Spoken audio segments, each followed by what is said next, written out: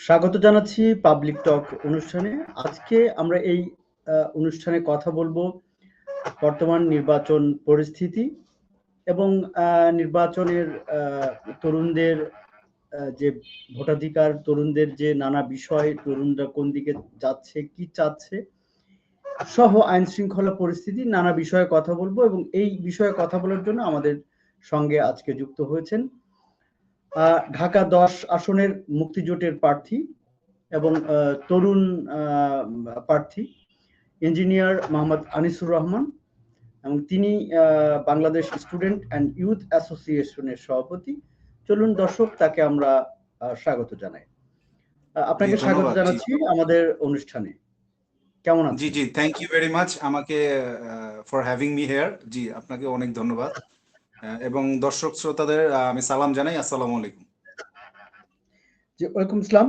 আমরা প্রথমেই যে বিষয়টি আসলে জানতে চাই যে আপনি তো নির্বাচন করছেন এবং নির্বাচনী প্রক্রিয়ার সঙ্গে সংশ্লিষ্ট যেহেতু এই জি মুহূর্তে জি নির্বাচনের মাঠ কেমন দেখছেন এবং পরিবেশটা আসলে কেমন আহ, দে- অবস্থা নির্বাচনে? পরিবেশটা যদি আমার আসনের ব্যাপারে বলতে হয় তো সো ফার সো গুড, আলহামদুলিল্লাহ। এই পর্যন্ত ভালোই দেখছি। কিন্তু আমরা সোশ্যাল মিডিয়াতে অনেক সময় অন্য অন্য আসনে দেখে থাকি, যেটা আল্লাহর রহমতে আমাদের আসনে এখনো হয়নি। যে অনেক সময় দেখা যাচ্ছে অনেক প্রার্থীর যারা সমর্থক আছে তাদের উপর বিভিন্ন সময় আক্রমণ হচ্ছে, হুমকি ধামকি ভয় ভীতি দেখানো হচ্ছে। সো যেটা এক্সপেক্টেড না। হ্যাঁ, আমরা চাচ্ছি আসলে একটি ভালো পরিবেশের দিকে আমরা যাব। তো সেই কারণে আমরা চাচ্ছি ইনশাল্লাহ একটা ভালো দিকে যেন যেতে পারি। সবাই যেন সহনশীল থাকি, এরকম একটা পরিবেশ চাচ্ছি। এবং এই একই সাথে যে নির্বাচনী আপনার যে আহ, সবার জন্য সমান পরিবেশ যে বিষয়টি বলা হয় বা আইন শৃঙ্খলা পরিস্থিতি এই বিষয়টা কেমন রয়েছে বলে আপনি দেখছেন বা মনে করছেন? ওভারঅল এই ঢাকার বিষয়টি বিষয়টা বা সারা যদি দেশের অ্যাড্রেস বিষয়টিও যদি বলেন। জি, জি, জি, জি, জি, জি। এই বিষয়টা যদি অ্যাড্রেস করতে হয় তাহলে আমরা অনেক সময় দেখা যাচ্ছে যে বড় দলগুলা যাদের বয়স অনেক বেশি, হ্যাঁ, দলীয় মানে অনেক বছর ধরে আছে, তো বাই ডিফল্ট তারা একটা আপার হ্যান্ড পায়। হ্যাঁ, তো তারা একটা আপার হ্যান্ড পায়। দেখা যাচ্ছে তাদের লোকজন জনসংখ্যা অনেক সময় অনেক বেশি হয়ে থাকে। তো প্রশাসনকে এই কারণে আমরা সবসময় রিকোয়েস্ট করে থাকি যে তারা যেন একটা নিউট্রাল ভূমিকা পালন করে, যেন সমস্ত প্রার্থী একটা সমান সুযোগ পায়।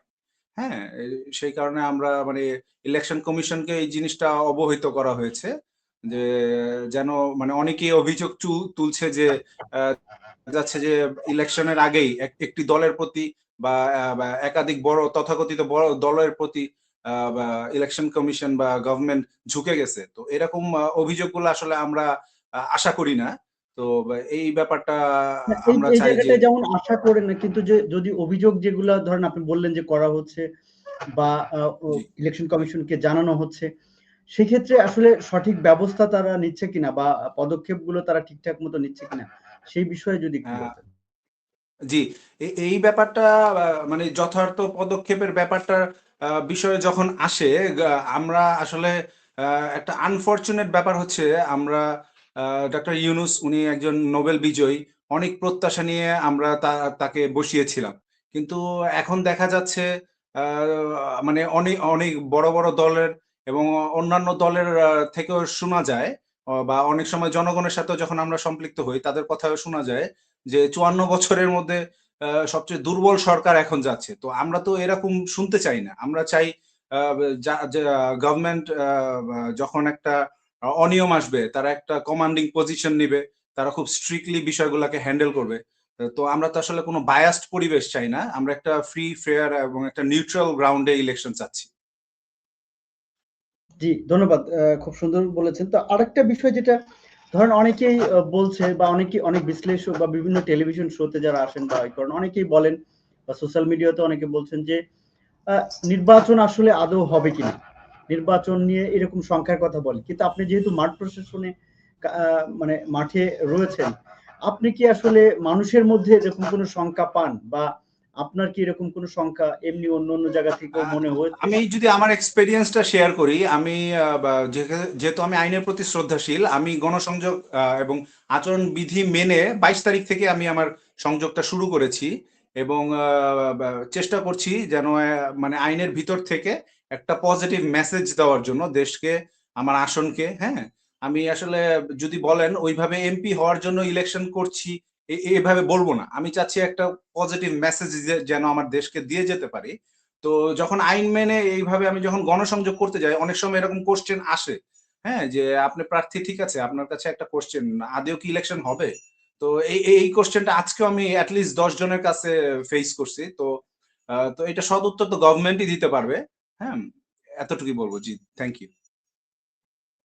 হ্যাঁ, কিন্তু মানে এই কথাগুলো যে আসছে, আসলে কি আপনার কাছে মনে হচ্ছে যে এরকম কোনো পরিস্থিতির আসলে আপনি কি দেখতে পাচ্ছেন, বা আপনি কি কোনো কিছু অনুমান করার কোনো বিষয় আছে কিনা, যে এই যে মানুষও বলছে, আবার অনেকেই বিশ্লেষকরাও বলছেন, এটার আসলে কোনো কারণ আপনি মনে করেন কিনা, মনে করছেন কিনা, যে কোন আমি কোন কারণে আসলে এটা এই মনে হয়? বিষয়টা যদি বলেন, তাহলে আমি সরকারের শক্ত অবস্থান না থাকার কারণে এই কোশ্চেন গুলো অ্যারাইজ করছে, যে আদেও কি এই গভর্নমেন্ট একটা ফ্রি ফেয়ার ইলেকশন দেওয়ার যোগ্য কিনা। তো যখন জনগণ আমাদেরকে এই প্রশ্নটা করে, তখন আমরা আপনাদের গণমাধ্যমের মাধ্যমে এই গভর্নমেন্টকে এই কোশ্চেনটা মানে পৌঁছে দিতে চাই, যে যে আমার কনস্টিটিউয়েন্টে যে লোকরা আছে, ভোটার্সরা আছে, তারা তো এরকম কোশ্চেন তুলে। তো এইটার সদুত্তর তো অনেক সময় আমরা দিতে পারি না। তো আরেকটা বিষয় আমি আপনার এইটার সাথে অ্যাড্রেস করি, যে ধরেন আমাদের ন্যাশনাল ইলেকশনের দিন আরেকটা গণভোট আছে। তো এখানে দেখা যাচ্ছে মোর দেন 80 ল এর উপর এটা হা বা না ভোট হবে। হ্যাঁ, 84 ল এর উপর এটা হা বা না ভোট হবে। তো আমি অনেক সময় এই এই ব্যাপারটা যখন জনগণের সাথে কথা বলি, তো তারা বলতে পারে না আসলে এই গণভোটটা কিসের উপরে। হ্যাঁ, তো গভর্নমেন্টের এখানে আমি একটা দুর্বল ভূমিকা দেখি, যে তারা সাধারণ জনগণের সাথে কানেক্ট করতে পারে নাই। আসলে হা বা না ভোট, তারা কিসের উপর হা ভোট দিবে বা না ভোট দিবে। তো এই বিষয়টা আসলে ব্যথিত করে আমাদেরকে। এইখানে আরেকটা প্রশ্ন করতে চাই, সেটা হলো যে অনেকে যেমন বলছে যে নির্বাচন যেমন উৎসব মুখর হওয়ার কথা ছিল, এখনো সেভাবে দেখা যাচ্ছে না। আপনিও কি তাই মনে করেন কিনা, বা আপনি কি মাঠে ওরকম মনে করছেন যে আসলে উৎসব মুখর সে তেমন হচ্ছে না? যদি মনে হয় যে হ্যাঁ হচ্ছে না, তাহলে কেন এই বিষয়গুলো মানে উৎসব মুখর হচ্ছে না কেন, সেটা যদি একটু বলেন। আহ, উৎসব মুখরের ব্যাপারটা যদি আসে, এর আগে ইউজুয়ালি আমরা যেরকম ভোট দেখেছিলাম, 2014, 18 বা 24 না, আমরা যখন ছোট ছিলাম তখন দেখতাম 8-এর ইলেকশন বা তার আগের ইলেকশন। তো দেখা যেত যে অনেক মানুষ, হ্যাঁ, রাজপথে থাকতো, বা তাদের মানে অনেক লোকবল দেখা যেত। কিন্তু এখন দেখা যাচ্ছে যে হয়তো গুটি কয়েকটা দলের অনেক লোকজন, কিন্তু অন্যান্য দল সেইভাবে তাদের ইটা করতে পারছে না। তো আহ, ওই দিকে যদি আপনি হিসাব করেন, তাহলে আসলে ওই ইটা আগের মতো নেই। হ্যাঁ, তারপরও এখন পর্যন্ত বড় ধরনের কিছু যেহেতু ঘটেনি, সো দেখা যাক সামনের দিকে কি হয়। জি, ধন্যবাদ। আপনি বেশ ভালো একটি বিষয় বলেছেন। আপনি তো আসলে তরুণদের নিয়ে কাজ করেন, এবং তরুণদের আপনি একজন প্রতিনিধি। তো এবারে নির্বাচনে আসলে তরুণরা কি ভাবছে, বা তরুণরা আসলে কোন বিষয়গুলো নিয়ে নির্বাচনের প্রার্থীদেরকে দেখছে, এবং ভোট দেওয়ার ক্ষেত্রে কোন কোন বিষয়গুলা মাথায় রাখার কথা ভাবছে, সেই বিষয়গুলো যদি একটু বলতেন। জি, যখন তরুণদের তরুণদের সাথে নির্বাচন নিয়ে কথা ভাবনা। বলি, তো তরুণদের প্রত্যাশা, তাদের থট প্রসেস কিন্তু ধরেন যারা বা বয়স্ক বা অন্যান্য প্রার্থী আছে, তাদের সাথে একটা জেনারেশন গ্যাপ দেখা যায়। তো যখন আমরা এই জেনারেশন গ্যাপটা দেখি, তো অনেক সময় হয় কি, তরুণদের চাওয়াটা তারা কানেক্ট করতে পারে না। বা তো অনেক সময় দেখা যায় যে তরুণদেরকে যে রাইট পথে তারা ধাবিত করবে বা তারা যে গাইড করবে, তো যেহেতু ফার্স্ট এর ডোরটাই হচ্ছে তাদের সাথে কানেক্ট করা, হ্যাঁ, ব্রিজ তৈরি করা। তো ওইটাই যখন হয় না, তখন দেখা যায় যে যেহেতু তারা কানেক্ট করতে পারে না, তারা তরুণদের প্রত্যাশার বিষয়টা বুঝতে পারে না। তো সেই ক্ষেত্রে আমি অনেক সময় ওই যে কালকে আমি একটা সোশ্যাল মিডিয়াতে ভিডিও আপলোড করেছি আমার পার্সোনাল ফেসবুক পেজ থেকে। তো সেটা আমি আমার এক্সপেরিয়েন্সটা শেয়ার করেছিলাম।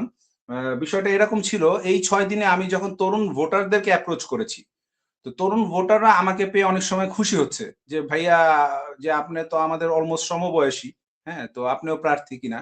তো আমি তখন তাদেরকে পজিটিভলি রেসপন্স করি, জি আমিও প্রার্থী। তো তখন ওরা যেই বিষয়গুলো বলে, যেহেতু আমি তাদের সমসাময়িক, তো আমি বিষয়গুলো কানেক্ট করতে পারি, তাদেরকে বুঝতে পারি এবং তাদের মানে তারা কি বলতে চাচ্ছে বা কোথায় যেতে চাচ্ছে এই বিষয়টা আমি বুঝতে পারি। তো অনেক সময় দেখা যায় যে আমার অন্যান্য প্রার্থী যারা আছেন তাদেরকে রেসপেক্ট রেখেই বলি। তারা বয়োজ্যেষ্ঠ এবং শ্রদ্ধেভাজন। আমি তাদেরকে রেসপেক্ট করেই বলি যে অনেক সময় তারা কানেক্ট করতে পারে না। তারা তারা যেই ধারার রাজনীতি করছে বা যেইভাবে নিজেকে প্রমোট করছে, অনেক সময় দেখা যায় যে তরুণরা এটা চায়ও না। হ্যাঁ? তো তখন তো তরুণরা বলে যে আসলে আমরা একটা নতুন মেসেজ দিতে চাই। একটা নতুন একটা সংস্কারের মাধ্যমে নতুন রাষ্ট্র গঠন করতে চাই। তো আ উনারা বলে যে, "না, আমরা তরুণ প্রতিনিধিত্বই চাচ্ছি।" এরকম শোনার যে এবং ইভেন যারা বয়োজ্যেষ্ঠ আছে, মুরব্বি আছে, তাদের সাথেও যখন কথা বলি, তো তারাও আ খুব পজিটিভলি নিচ্ছে যে, তরুণরা এবার যেহেতু প্রার্থী অনেকগুলো তরুণ প্রার্থী আছে, তো তারাও একটা তরুণ নেতৃত্ব চাচ্ছেন। জি, আচ্ছা, আরেকটা বিষয় সেটা হচ্ছে যে আমরা সাধারণত দেখি বাংলাদেশের নির্বাচনে দলের প্রতীকটা হচ্ছে গুরুত্বপূর্ণ আমরা দেখি। কিন্তু জি। এবার যেমন এই ২৪ এর পর পরিবর্তনের পরে অনেকেই মনে করছে যে আসলে আগের মতো নির্বাচন হবে না। অনেকে বলছেন এই বিষয়গুলো। তো এবার জয় পরাজয়ের বিষয়গুলো অন্যভাবে নির্ভর করবে এবং দলের প্রার্থীদের প্রতীক না, প্রার্থীদের আ দেখেই আসলে মানুষ ভোট দিবে। এটা কি আসলেও মানে আপনি তো নির্বাচনী ক্যাম্পেইন গুলো দেখছেন বা করছেন।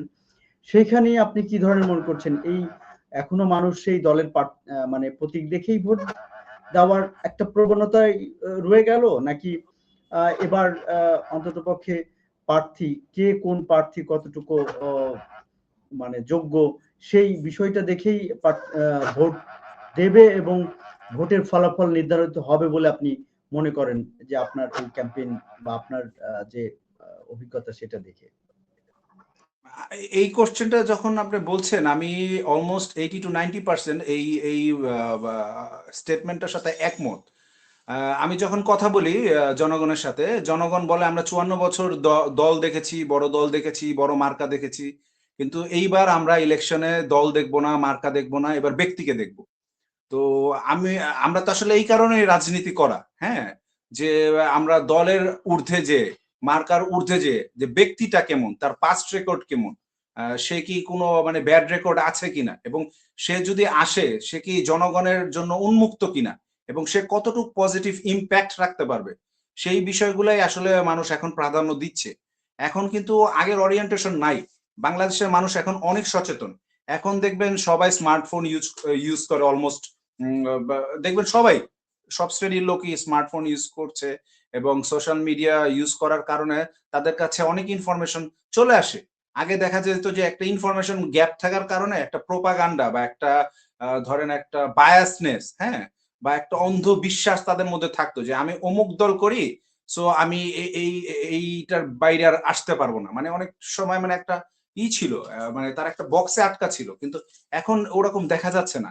এখন বলে যে না মানে আ যেটা সুইং ভোটার বলা হয়, হ্যাঁ? একটা দলের হয়তো 10-15% কোর সাপোর্টার আছে কিন্তু মেক্সিমামই থাকতো সুইং ভোটার। তো এইবার সুইং ভোটারের পার্সেন্টেজটাও মোস্ট প্রবাবলি অনেক বেড়ে গেছে। হ্যাঁ? তারা বলে না, না আমরা কোন দল করি না, আমরা ব্যক্তি দেখব এবং ব্যক্তিকেই ভোট দিব। এটি একটি বড় পরিবর্তন বলেই আমরা মনে করি। আপনি যেহেতু বললেন বিষয়টা একটি ভালো একটা বিষয়।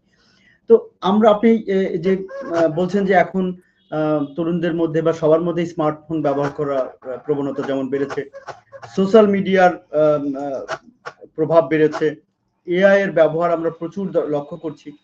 এই যে নানা গুজব, মিথ্যা তথ্য ছড়াচ্ছে। আসলে এইটা ভোটারদের মধ্যে আসলে কতটুকু ইমপ্যাক্ট ফেলছে বা এই যে তরুণ ভোটার যারা বা তরুণ যারা আ প্রযুক্তি বুঝে, তারা এটা কিভাবে নিচ্ছে এবং এটা আসলে কতটুকু প্রভাব ফেলবে সেই বিষয়টা যদি আপনি একটু বলেন। জি, দেখেন এই আর্টিফিশিয়াল ইন্টেলিজেন্স বা এআই এর কারণে আমরা অনেক সময় দেখা যাচ্ছে কি এখন অনেক প্রোপাগান্ডা ভিডিও তৈরি করা যায়। তো ইন্টারনেট যারা ইউজ করে এর মধ্যে অনেক আছে যে সরল মনে এই জিনিসগুলা বিশ্বাস করে, যেটা সত্যও না। তো এই কারণটায় অনেক সময় দেখা যাচ্ছে কি মিথ্যাকেও সত্য বলে প্রচার করে দেওয়া যাচ্ছে। তো এই ব্যাপারটা যখন করা হয় তখন আমি বলব যে ভোটারদেরকে প্লিজ যাচাই বাছাই করবেন। হ্যাঁ, don't believe everything you see on the internet, ঠিক আছে? ইন্টারনেটে যাই দেখবেন তাই বিশ্বাস করার প্রয়োজন নাই। আল্লাহ আমাদেরকে মস্তিষ্ক দিয়েছে, আমাদেরকে বিবেক বুদ্ধি দিয়েছে। সো আমরা আমাদের মতো করে চিন্তা করে যাচাই বাছাই করে একটা ইনফরমেশন আমরা অ্যাকসেপ্ট করব এবং ওইটার উপর বিবেচনা করে আমাদের মানে বড় সিদ্ধান্তটা নিব। আসলে সত্য কথা বলতে কি, এই 5 বছরে আমাদের একবারই সুযোগ আসে। আমরা কি একটা দৈত্যকে বসাবো চেয়ারে, নাকি এরকম কাউকে বসাবো যে আমাদের এক্সপেকটেশন ফুলফিল না করতে পারলে যে কোনো সময় he will leave the chair. হ্যাঁ, তার ওই চেয়ারের প্রতি অত ক্ষমতার অভিলাষ নাই। হ্যাঁ, ক্ষমতা আঁকড়ে রেখে প্রায় 14-15 বছর থাকতেই হবে এরকম আকাঙ্ক্ষা নেই। তো ওরকম। আর এখানে চেক এন্ড ব্যালেন্সটা থাকাও মানে জরুরি। কেন জরুরি বলবো? কারণ এর আগে আমরা দেখছি যে তত্ত্বাবধায়ক সরকার ব্যবস্থাটা বাতিল করতে পারছে, কারণ আওয়ামী লীগ একটা ল্যান্ডস্লাইড ভিক্টরি পেয়েছিল। তো তারা সংসদে যে জিনিসটা, এবং এরপরে দেখলাম যে একটা মানে আনস্টেবিলিটি এবং একটা দেখলাম যে কিছু আপরাইজ হলো বিএনপি থেকে এবং অন্যান্য সমমনা দল থেকে, এবং খুব কেওটিক ছিল সিচুয়েশন। আপনি যদি রিকল করেন 2013 সাল 14 সাল, হ্যাঁ, আমাদের দেশের অবস্থা তো আমরা তো চাই না বাংলাদেশ ওই কেওটিক একটা সিচুয়েশন বা মানে একটা আনরেস্টফুল সিচুয়েশনে যাক। আমরা চাই একটা সমৃদ্ধশালী, প্রোগ্রেসিভ এবং বেটার বাংলাদেশ, একটা ডেভেলপড বাংলাদেশ চাই। আচ্ছা, আমি আপনার এই কথা প্রসঙ্গে আবার যে বিষয়টা জানতে চাই সেটা হচ্ছে যে আপনি গণভোটের যে বিষয়টি বলছিলেন। জি গণভোট জি জি আপনি পরিবর্তনের কথা বলছেন এবং যেহেতু পরিবর্তনের কারণেই গণভোটের একটা বড় ইস্যু রয়েছে। গণভোটের প্রচারণার কম দেখতে পাচ্ছেন বলছেন। জি। আপনারা যারা নির্বাচন করছেন তারা কি গণভোটের প্রচারণা করছেন কিনা? এবং না, গণভোটটাকে আসলে বিষয়টা কিভাবে মানুষ দেখছে সেই জায়গাটা থেকে যদি একটু বলেন।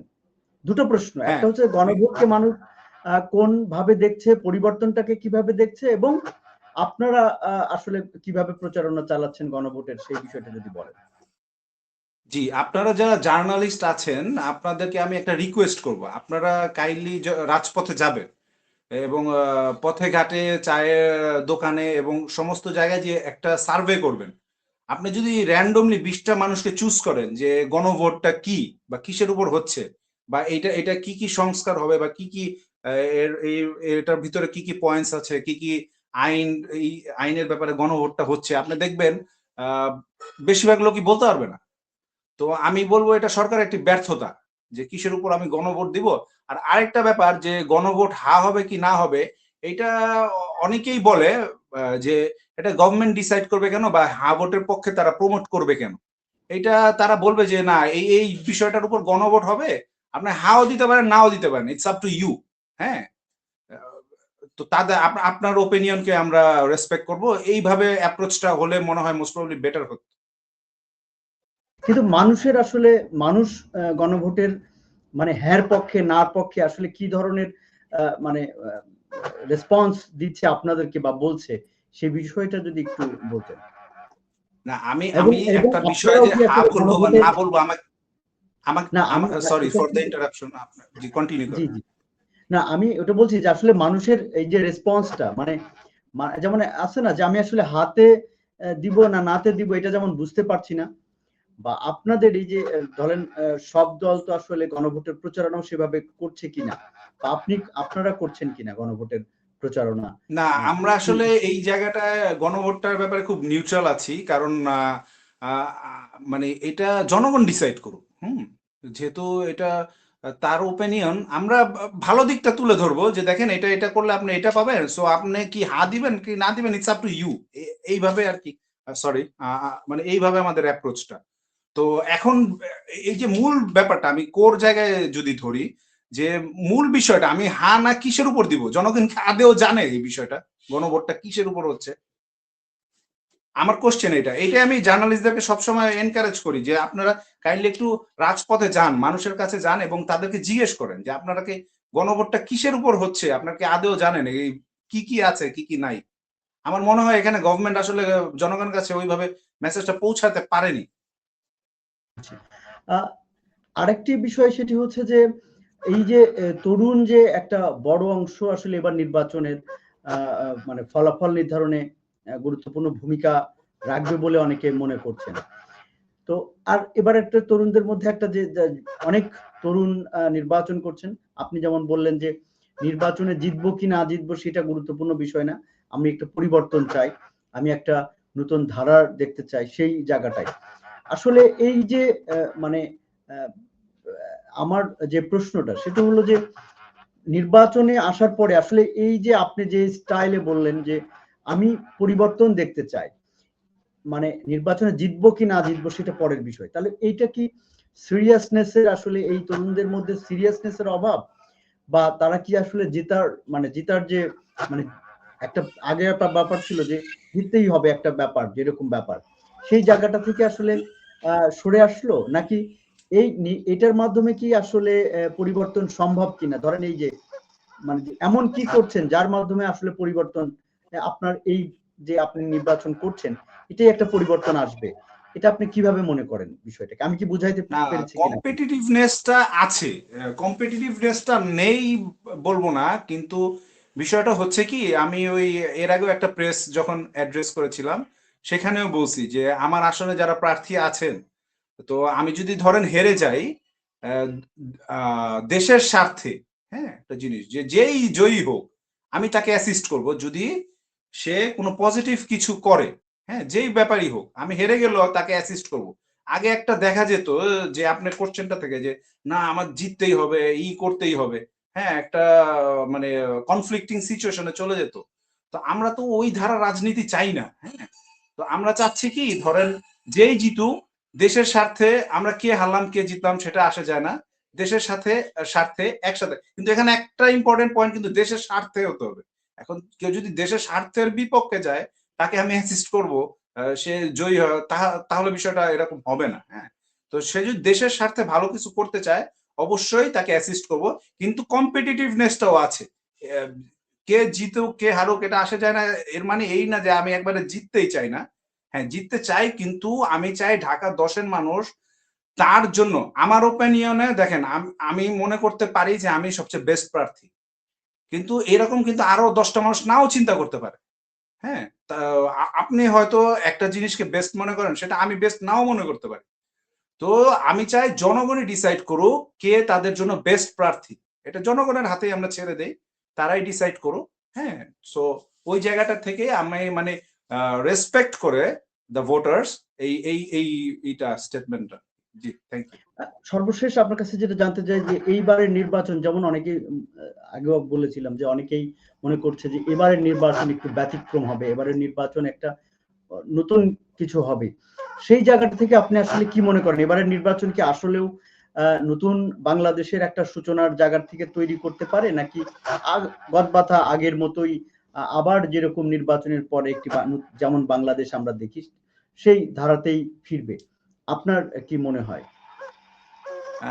আমি বলবো কি, মানে যেই জিতুক, আহ, আহ, জনগণ যেন একটা চেক অ্যান্ড ব্যালেন্সের, যেহেতু তারা ভোটাধিকার প্রয়োগ করতে পারছে, তারা যেন চেক অ্যান্ড ব্যালেন্সের জায়গায়, ইভেন আমার দলও যদি জয়ী হয়, আমি চাবো না সে 160টা বা 170টার বেশি আসন পাক। কেন চাবো না? কারণ হচ্ছে যখন দেখা যায় 200-250 বা একটা দলই যখন 280টা আসন পেয়ে যায়, তখন তার ফ্যাসিস্ট হওয়ার একটা দরজা মানে একটা পথ উন্মোচন হয়ে যায়। তো আমরা তো দেখেন এই জুলাই আগস্টে এতগুলা বাচ্চা, এতগুলা শিক্ষার্থী, এতগুলা যুবক, তাদের তাজা রক্ত রাস্তায় ঝরলো। আমরা তো এই এই কারণে মানে আরেকটা ফ্যাসিস্ট আসুক বা আরেকটা ফ্যাসিজম স্ট্যাবলিশ হোক, এই কারণে তো এই রেভলিউশনটা ছিল না। হ্যাঁ, আমরা একটা নতুন ধারা বাংলাদেশ চাই, যে এখানে সবাই মানে তাদের মত প্রকাশ করতে পারবে, তাদের একটা স্বাধীনতা থাকবে। তো এরকম ধারায় যেতে চাই। তো আমরা আসলে আর পিছনে যেতে চাই না, হ্যাঁ। তো এই কারণেই আর কি এই বিষয়গুলো বলা। জি। ধন্যবাদ। সর্বশেষ আমরা অনুষ্ঠানের শেষ দিকে, সর্বশেষ আপনি ভোটারদের উদ্দেশ্যে এবং যারা নির্বাচন করছে তাদের উদ্দেশ্যে যদি আপনার কোনো বিশেষ কিছু বলার থাকে সেটা আপনি বলতে পারেন। জি, জি, শ্রদ্ধেয় ভোটার্স, আমি জানি আপনারা আমার থেকে অনেক জ্ঞানী, অনেক বিজ্ঞ, এবং আপনারা অনেক নলেজেবল, খুব পড়াশোনা করা মানুষ। আপনারা কাইন্ডলি দেশটার জন্য যেন বিপজ্জনক হয় এরকম কোনো প্রার্থীকে ভোট দিবেন না, এটাই আমার রিকোয়েস্ট তাদের কাছে। আপনারা কাইন্ডলি চুজ করবেন এরকম একজন ব্যক্তিকে, প্রার্থীকে, যার দরজা সবসময় উন্মুক্ত, আপনি যার কাছে অ্যাক্সেস পাবেন 24/7, এরকম একজন প্রার্থীকে ভোট দিবেন। আমি বলতেছি না আমাকেই ভোট দিতে হবে। আপনার কাছে মনে হয় যে না, সে আমার জন্য বেস্ট হবে তাকেই আপনারা ভোট দিবেন, এতটুকুই বলবো। ধন্যবাদ, অসংখ্য ধন্যবাদ। আপনি অনেক বর্তমান নির্বাচন পরিস্থিতি এবং বিভিন্ন বিষয় নিয়ে বেশ গুরুত্বপূর্ণ এবং ভালো কিছু তথ্য আমাদের দিয়েছেন। আপনাকে অসংখ্য ধন্যবাদ আমাদের সঙ্গে জি জি এতক্ষণ সময় দেওয়ার জন্য। জি জি আপনাকেও ধন্যবাদ, এবং আপনাদের সবাইকে যারা দর্শক শ্রোতা আছেন, আমি আপনাদের কাছে একটা আবেদনই জানাবো, আপনারা দোয়া করবেন আমাদের জন্য, এবং আমরা যেন একটা ভালো বাংলাদেশ স্ট্যাবলিশ করতে পারি। Election is a very important process, কিন্তু এটা একমাত্র প্রসেস না। বাংলাদেশ ডেভেলপ করার জন্য আরো অনেকগুলো প্রসেস আছে। আমরা সবাই একসাথে প্যারালালি কাজ করব।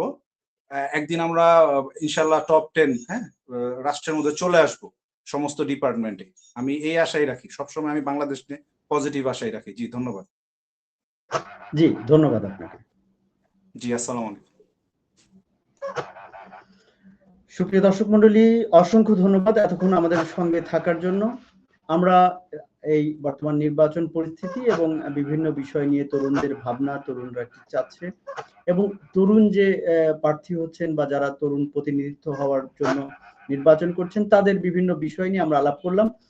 সুপ্রিয় দর্শক মন্ডলী, পরবর্তীতে কথা হবে নতুন বিষয়ে, নতুন অতিথির সঙ্গে। সে পর্যন্ত ভালো থাকুন, সুস্থ থাকুন এবং আমাদের সঙ্গে থাকুন। আর আপনাদের যদি কোনো মতামত থাকে বা কোনো বিষয়ে বলার থাকে, অবশ্যই কমেন্টস অপশনে জানাবেন।